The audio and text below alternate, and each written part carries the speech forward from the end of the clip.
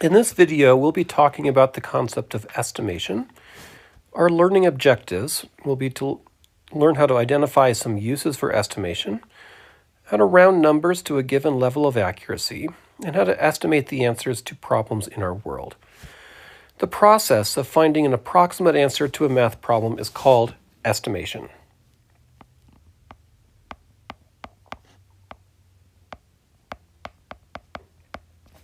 Estimation is a useful tool in checking answers to math problems, particularly word problems.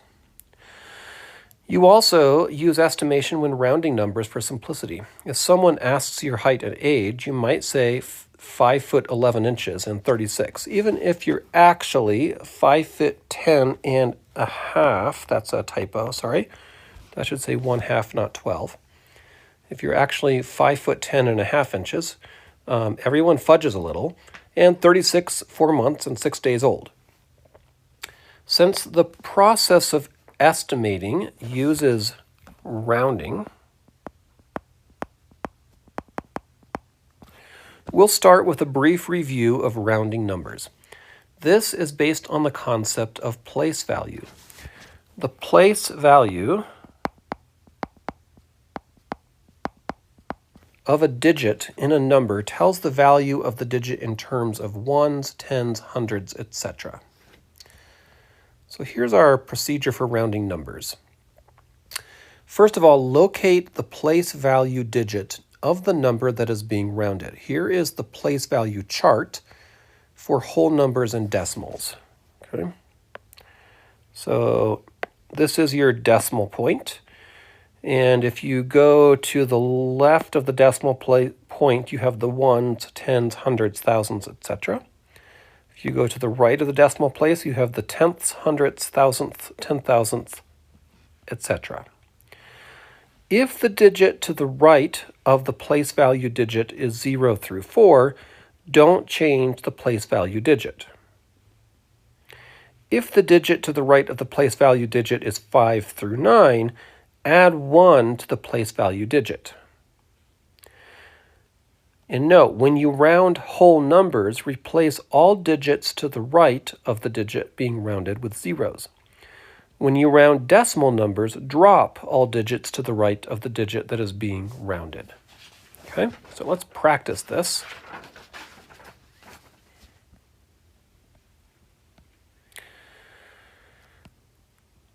Okay, so we want to round each value as requested. Let's start with part A. $147.38 rounded to the nearest $10. Okay, let's come down here. Rounding to the nearest $10 is the tens place. Okay, so if you recall, here's my decimal place. If I go to the left of the decimal place, the first digit, the 7, is the ones place. The next digit there, the 4, that's the tens place. The digit to the right of the tens place is 7, which is more than 4. So we will round the 4 up to 5 and replace the 7 with a 0. So the rounded up value for part A is $150, rounded to the nearest $10.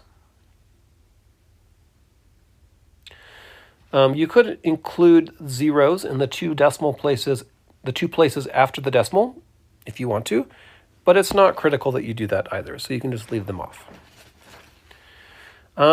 Part B, according to Wikipedia, an average person's nails grow at the rate of 0.1181 inches per month. Round that length to the nearest hundredth of an inch. Okay, so the digit in the hundredths place. Okay, so the first digit to the right of the decimal place is a 1. That's the tenths place. The next digit over is also a 1. That's the hundredths place. The next digit over, the thousandths place, that's an 8. Again, this is more than 4. So if it's more than 4, that means we have to round the 1 up to a 2.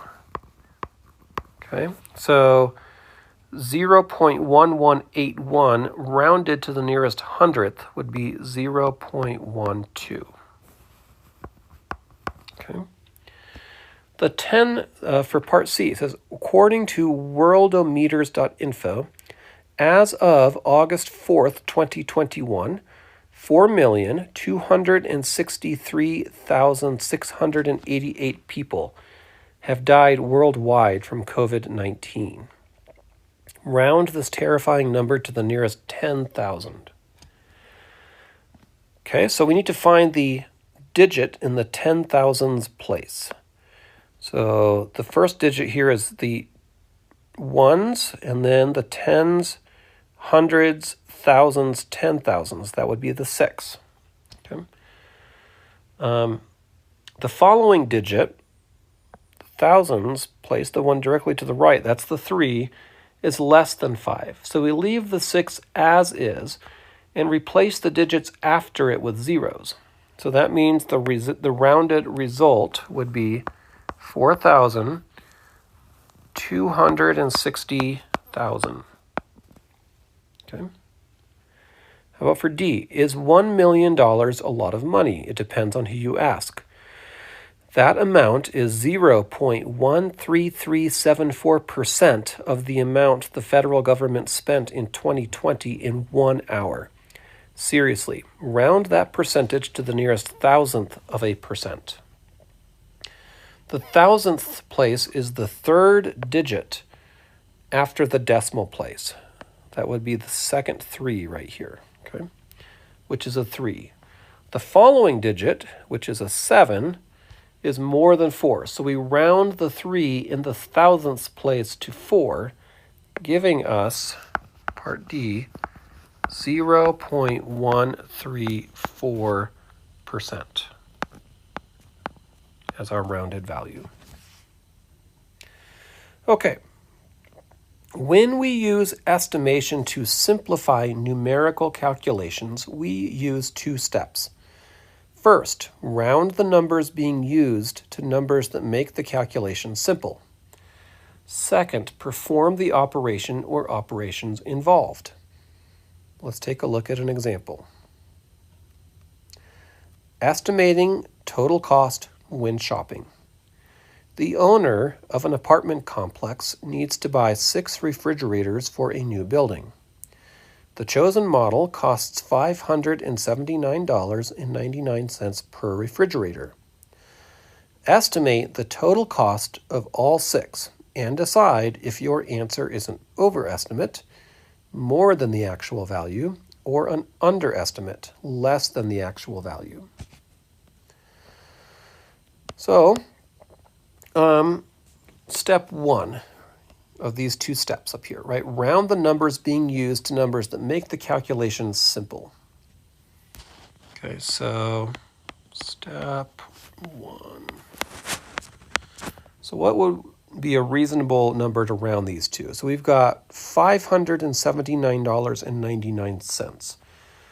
In this case, if we round up to $600, that will make the calculation much simpler.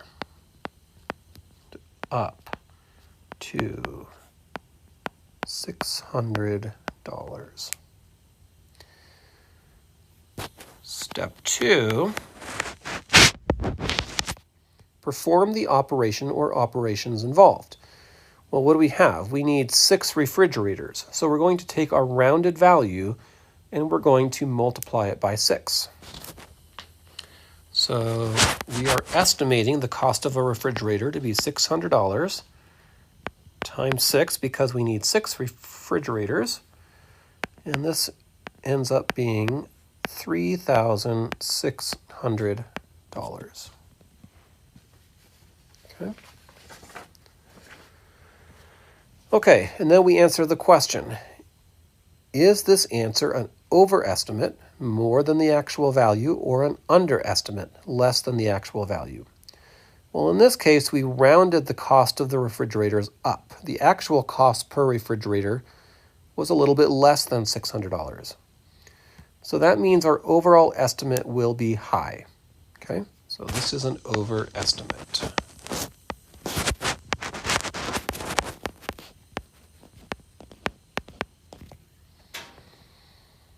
Let's look at another. Okay. How do I know what digit to round to? Right. So depending on how much to round is really a trade-off. A trade-off between ease of calculation versus accuracy. In most cases, you'll get a more accurate result if you round less, but the calculation will be a little harder. Since there's no exact rule, it's important to evaluate the situation and use good old-fashioned common sense. And remember, when you're estimating, there is no one correct answer. Let's look at another example. Estimating the cost of a cell phone. You are considering a new cell phone plan where you have to pay $179 upfront for the latest phone, but the monthly charge of $39.99 includes unlimited minutes, data, and messaging. Estimate the cost of the phone for 1 year if there are no additional charges. If you were trying to decide if you could afford this phone in your budget, would you want an overestimate or an underestimate? Okay, so let's follow our two-step process. So step 1 is to do our rounding. So let's see. The cost of the phone is $179. Let's round that to $180. Okay, we'll say round cost of phone to $180. The monthly charge was $39.99. Let's round that to $40. Round monthly charge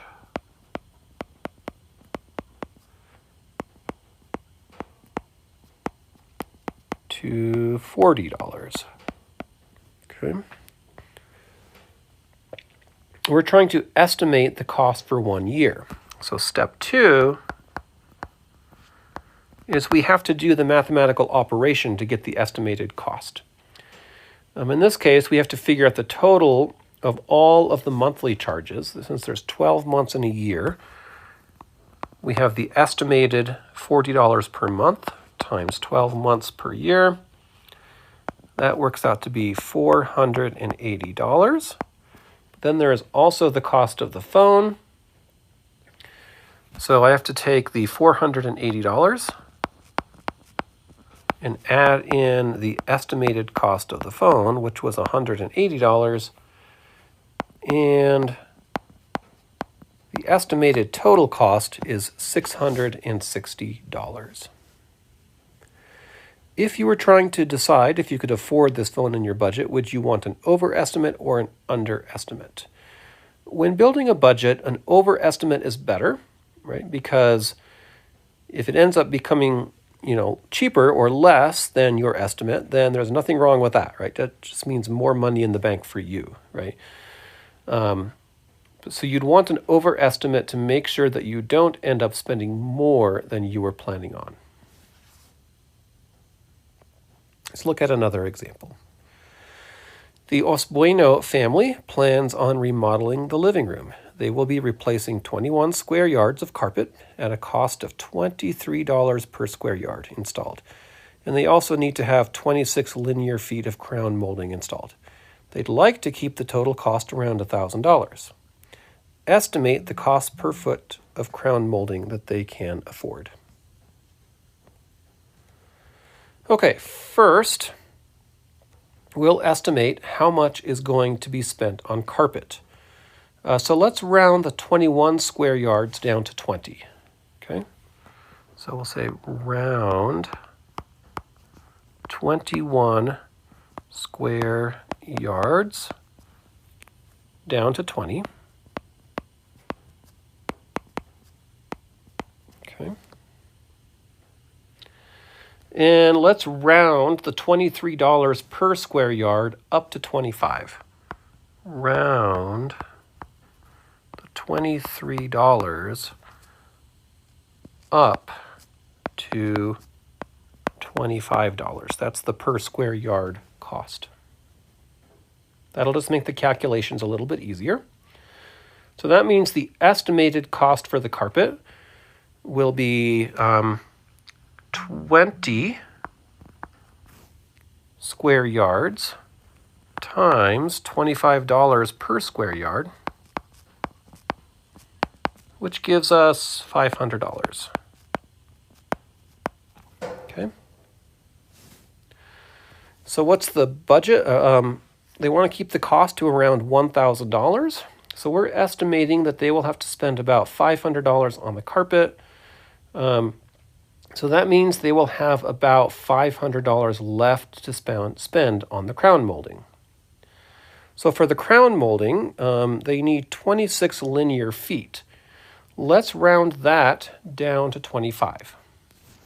Round 26 linear feet down to 25. And let's use division to estimate the price per foot. So they have $500 available to spend on crown molding.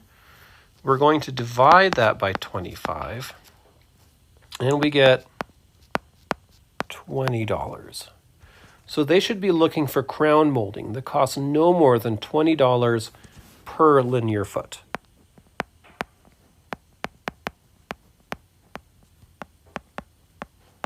Okay.